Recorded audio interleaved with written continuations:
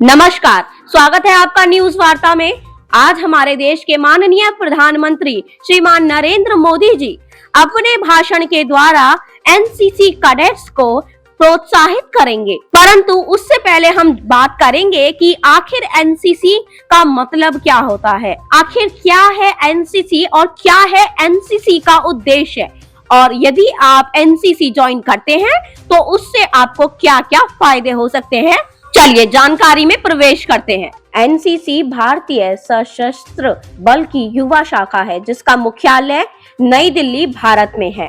यह एक त्रिसेवा संगठन के रूप में कार्य करता है जो स्कूल और कॉलेजों के छात्रों के लिए खुला है, जिसमें सेना, नौसेना और वायु विंग शामिल होते हैं। एनसीसी के प्रतीक रंग 3 होते हैं, लाल, गहरा नीला और हल्का नीला।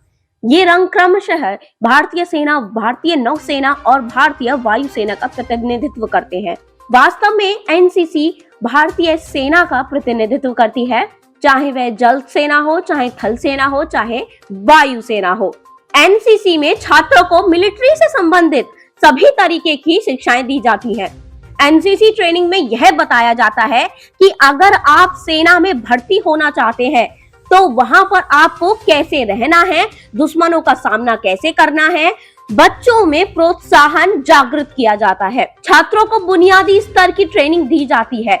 इसमें सेना, वायुसेना और नौसेना तीनों सेनाएं शामिल होती है, इसलिए छात्रों को तीनों प्रकार की सेनाओं का अवगत कराया जाता है। छात्रों को ट्रेनिंग देते समय छोटे हथियार चलाने की ट्रेनिंग दी जाती है।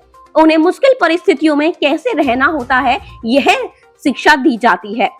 अनुशासन, देशभक्ति से परिपूर्ण होता है एनसीसी। एनसीसी के काम करने का लक्ष्य होता है एकता और अनुशासन। बच्चों को एकता में बंध कर अनुशासन में कैसे रहना सिखाया जाए। अगर आप भी स्कूल और कॉलेजों में हैं और आप भी एनसीसी में पार्ट लेना चाहते हैं तो नियमित स्कूल जाने वाले बच्चे आसानी से एनसीसी में शामिल हो सकते हैं। क्या आप जानते हैं एनसीसी कैडर के लिए सशस्त्र बल में सबसे आगे सीट रिजर्व होती है। आपको आगे की पढ़ाई करने के लिए बहुत सी स्कॉलरशिप्स भी मिल जाती हैं। किसी भी कॉलेज और यूनिवर्सिटी में आपको सबसे पहले रखा जाता है।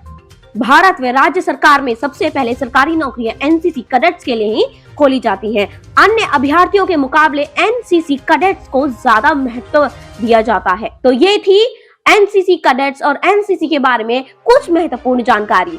अब बारी है हमारे प्रधानमंत्री श्रीमान नरेंद्र मोदी जी के भाषण की, किस प्रकार वो एनसीसी कैडेट्स को प्रोत्साहित करते हैं। इसे जानने के लिए बने रहिए हमारे साथ। धन्यवाद।